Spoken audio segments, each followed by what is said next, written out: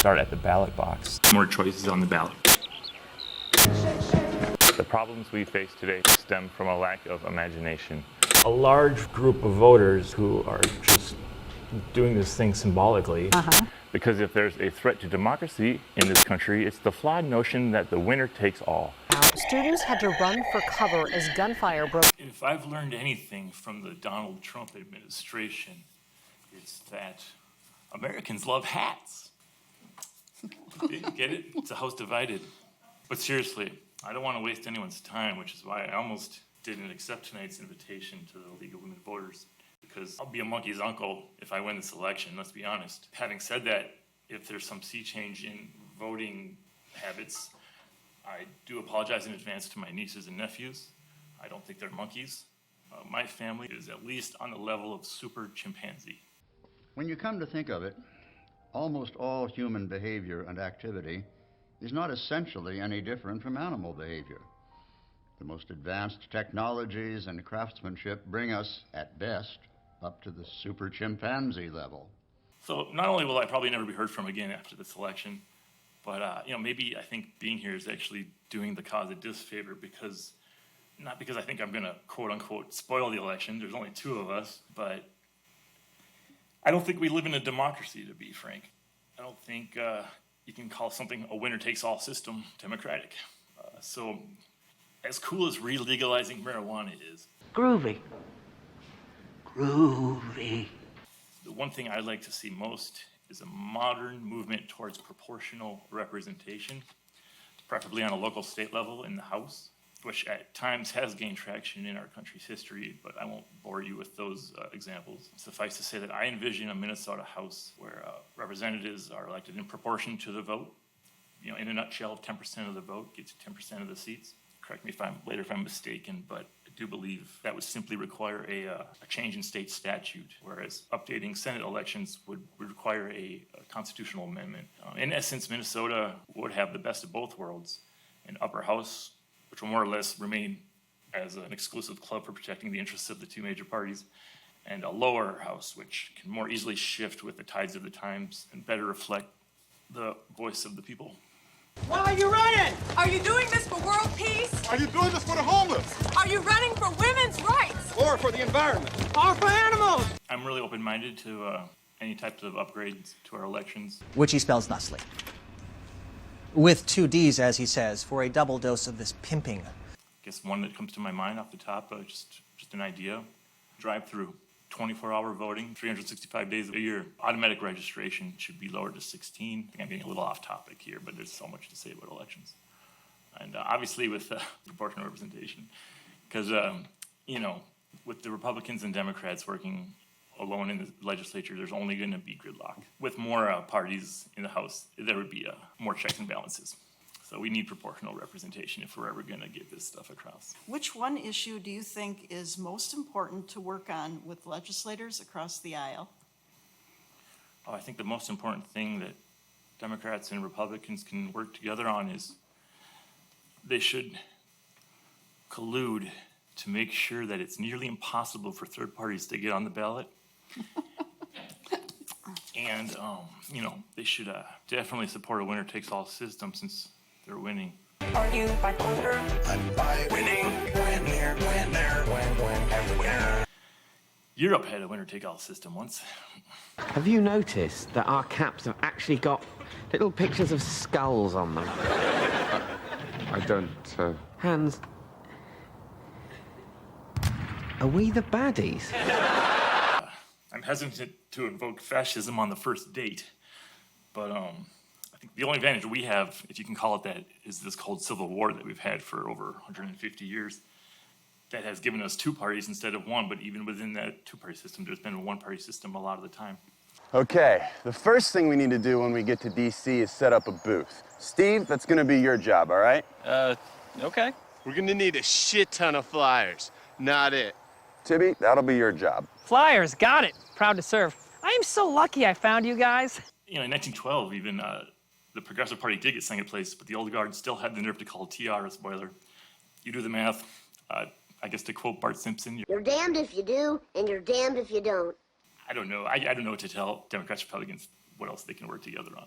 What measures, if any, do you think the Minnesota legislature should enact regarding women's reproductive health and abortion laws? Candidate Schuler. They should keep their laws out of our bodies. That's it? Yep. All right, thank you.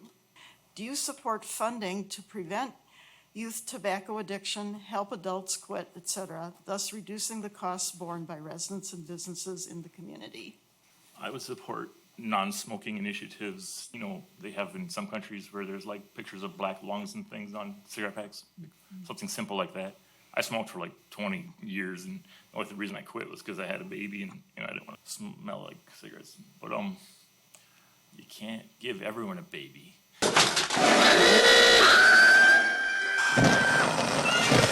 I'll save you, baby! Okay. But yeah, I support anything to get people to quit smoking, but I don't support laws that would restrict those freedoms that they have to smoke. You know, I don't want to punish anyone. Thank you. What should Minnesota's spending priorities be in the next biennium? I'd like to see gondolas. I think they're urban gondolas, right? Like they have at the state fair. I think we should just build those everywhere. I just think that'd be really cool. Instead of cars, like gondolas, they go over lakes, they go over mountains, and they're all year round, and they're electric. They're fun. I guess if you're afraid of heights, it wouldn't be that great. And then, you know, we can probably like give some money back to the taxpayers. I think that'd be cool. Just if I got like a check in the mail one day. Oh, free marijuana too.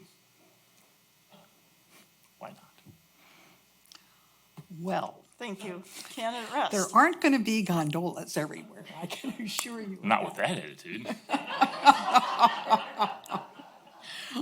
I do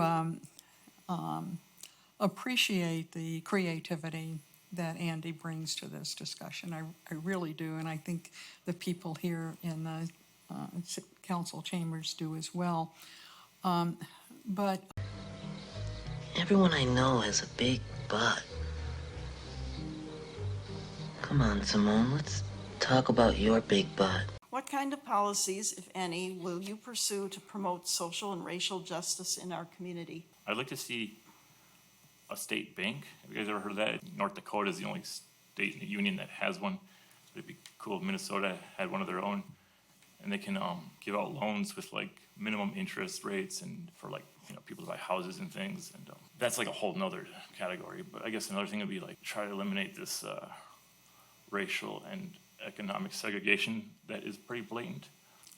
My street has like $1 million house on one end, and then my house, which is like $100,000 or something. So I think more neighborhoods should just look like that. You know, there's a lot to be said there. I can't quite think of it all in 30 seconds. Thank you. We're on our last question already, so we'll start with candidate Schuler. What measures would you support to address increased violence in our community? Oh, man, I just saw this video of like some kids running out of a school bus because they heard gunshots, and like it just broke my heart, especially now that I have a 4-year-old and we're having another baby in like a month. We gotta do something. We can't just say more guns or, you know, like that last man standing. What?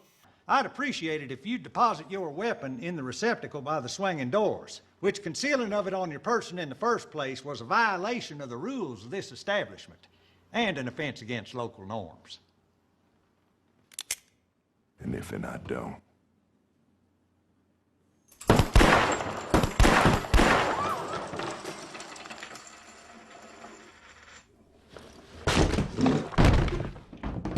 You hear all these people talk about gun control, but you never hear anyone mention bulletproof vests, because I feel like that's the only thing that could really control being shot at by a gun.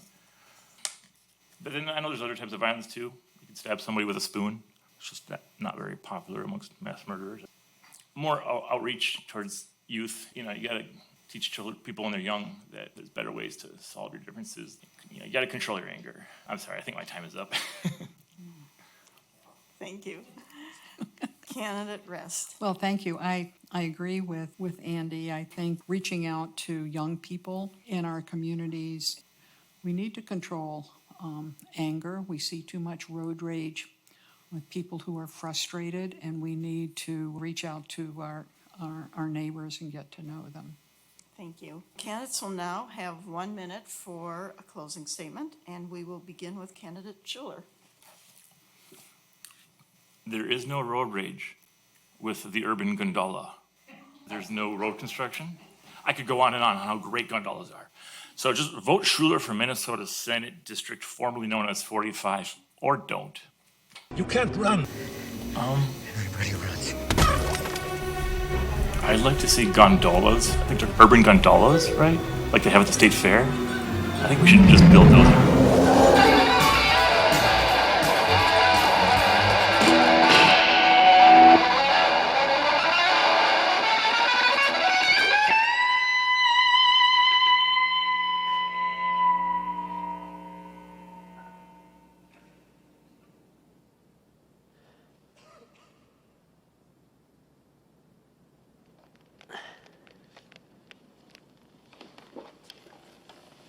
I guess you guys aren't ready for that yet.